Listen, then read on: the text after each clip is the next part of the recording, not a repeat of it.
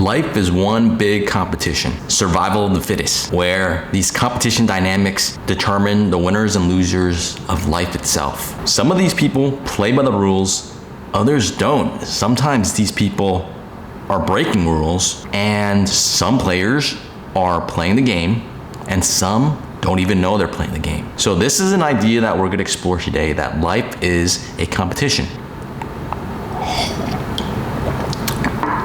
And whether this is a game of life, whether or not we're playing or we're competing, it's always a competition for resources, for status, for mates, and even friends. This is a reality for most of us because we live in a society where it's basically hierarchical, where some people have more resources than others, some people have higher status than others.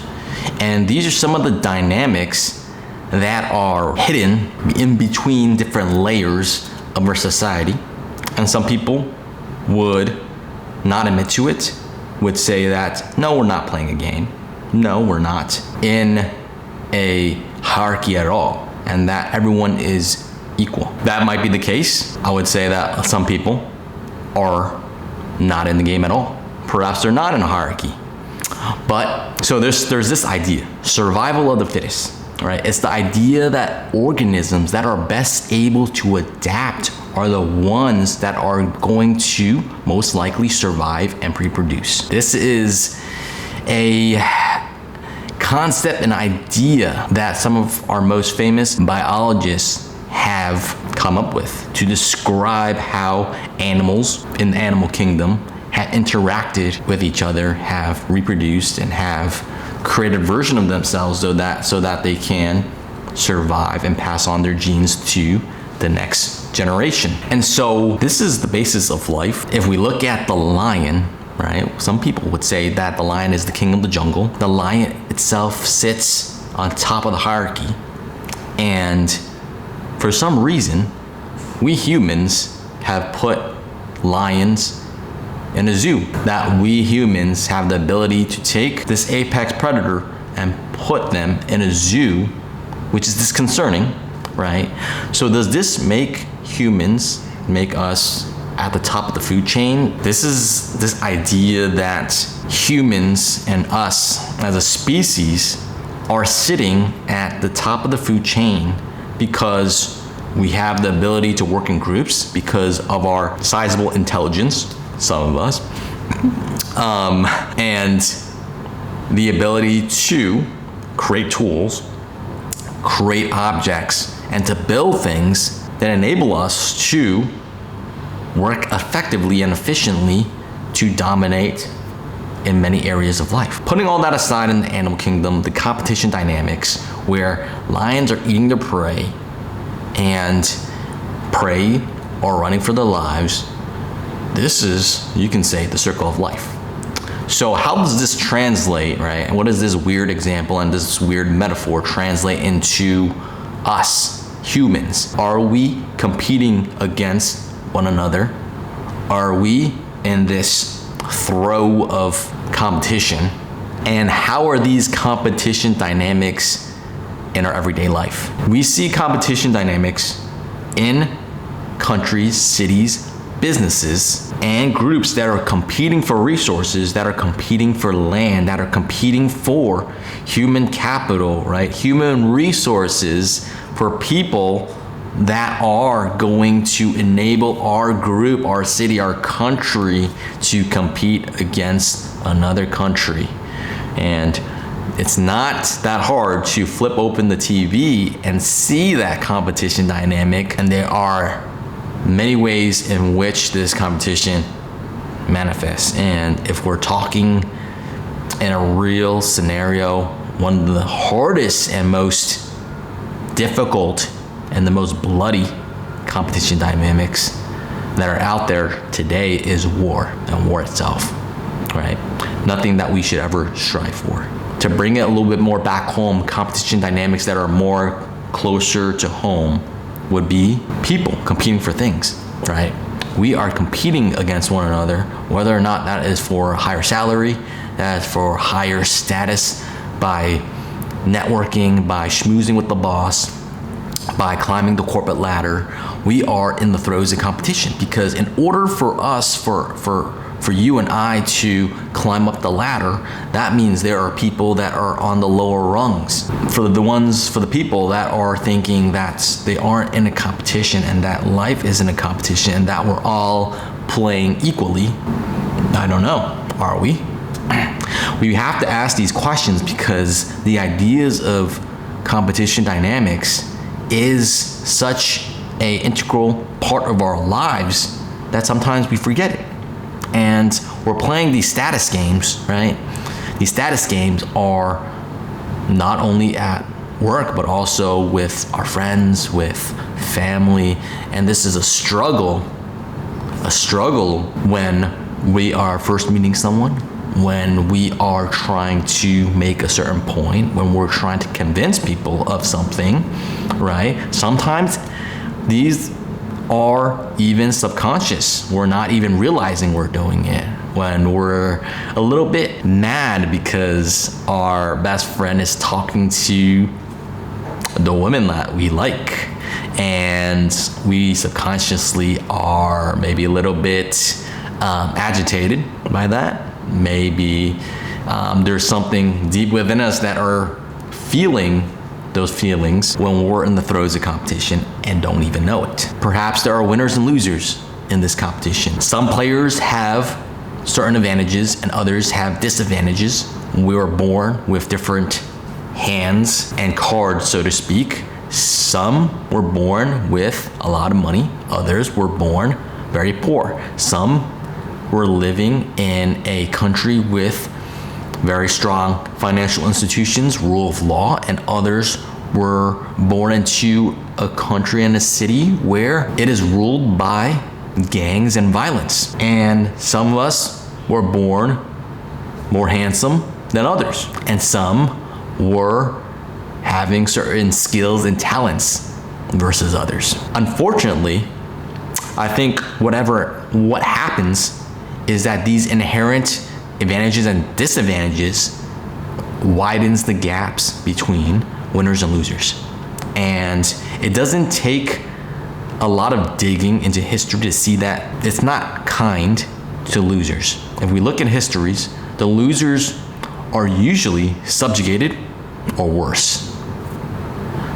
And they always say history is written by the winners. And that is very telling, because a lot of the history that we read today is very biased because it is actually written by the winners. And the losers have really no say in it because they had their heads chopped off. Putting all that aside, and if we look at competition in our own lives, one of the easier ways that people like to see how they're doing in this competition that we're all in, or not, is by counting it by some absolute value that we can put on whether we're doing well in this game, whether we're losing or winning. Hard to say, but we use the idea of money because it is easily countable. We can count how much money we have, and we know the value of it and what it can buy and purchase and garner resources. And so a lot of us tend to think of success, think of whether or not we're doing well in life by the amount of money that we've garnered and attained. Whether that is the right metric is yet to be determined. How do you feel about that? Money is a tool, it's great, but is it the only measure of the value and what we have in this world, right? There are other things that are not defined by money, such as our relationships, our friends, our community, our loved ones, our family, peace of mind. These are not exactly quantifiable, because having a high amount of friends does not mean they're quality friends, right? Having a lot of things does not bring peace of mind. If you have all the money in the world, but you're crazy in the head and you're paranoid and you think people are going to steal your money, are you really that rich? Are you really that well off? So there are a lot of things that are not quantifiable, and that makes it difficult. And there's other facets, right? These are all other facets, and there are no really clear rules to this game. This game No one said this is the game, here are the rules, this is how you play, this is how you win. And we're talking metaphorically here. This game of life, right? This game of life. No one said, here's the handbook. When governments try and dictate some of the rules to prevent unfair competition, to prevent cheating in this game, so to speak, to put some parameters and put some safeguards so that cheating, violence, exploitation is minimized. That is part of the role of the government. And these laws are meant to be safeguards. But is there a difference between a hostile corporate takeover and a gang taking over territory from a rival gang by force, by violence? The only language they speak. Both are considered resource acquisition. This is a competition dynamic, but if we're living in a civilized society, we have rules, we have laws. Belief in our institutions allows us to have a system where the majority of the people, most people, believe in, where societies aim to provide its citizens with education, with banking, of rule of law, and these economic opportunities that keep the competition fair. Because if you break the rules and some of these players want to take advantage of it, maybe they want to scheme and try to get rich quick, there are laws in place to punish those players. What are the consequences, and is there a correction? What happens when the have and have-nots gets too big? If we use history as a litmus test, as a barometer of when this occurs, we see history littered with examples such as the Russian Revolution, the French Revolution, where some people eventually got their heads decapitated. We see it under dictatorships, we see it under communist regimes, fascist regimes, and we've seen examples, just examples, in history of what can happen when things go wrong, when the have and have-nots are too staggering, where usually the have-nots grow to a majority that is just too big to ignore, right? When the losers are fed up. And the consequences are grim. We're no longer in the days of small tribal warfare where we're going and hunting parties and we're going to kill our neighbors so that we can have their resources. Much has changed, but much is also the same. Technology has bridged the gaps between distances, but there are still a lot of the same similarities we see throughout history. If this is any indication of what happens, we can see that unfettered capitalism and human greed can lead to a path where the competition and this game that we're all playing can become violent and deadly for everyone that's playing. And so this is just some of the ideas of whether or not we want to even play or not play in this game, right? Do we choose to play? Are we even playing this game? The question becomes, am I playing at all? Do I want to play? Maybe I will just live out my days off grid, homestead, grow my own food, build my own little cabin out in the woods, off in the world. Maybe that's what can happen. Maybe we should all start doing that. Maybe we should revert back to the tribal days. But then we'll have to defend ourselves. Who's gonna defend ourselves when people are hungry and starving and they see you and you in your nice homestead with the nice vegetables that are ripe and they decide to come and steal it? Well, you have to defend yourself and your family, right? So these are some questions that sort of arise when we go back down, all the way down, when we ask ourselves, why? The 5 whys. Why do we do this? What happens if we do that? Why would that happen? Why should I play this game, right? Or if I should play this game. So what happens when you see the people that are playing this game and they're amassing fortunes and they're breaking rules and they're amassing so much power in society and so much things? Are you going to let that stand by? Are you going to get jaded and join in? I don't think that going off grid and not playing the game at all is the answer. I believe that playing the game, but playing it with compassion for your fellow players, being ethical and being a person generally that you can live with, knowing the decisions that you've made, that you can sleep peacefully at night, that you're playing this game for compassion for others. Because living off grid is not easy. If we're gonna go back to those days, it is a difficult life where you're working 16 hours a day just to survive.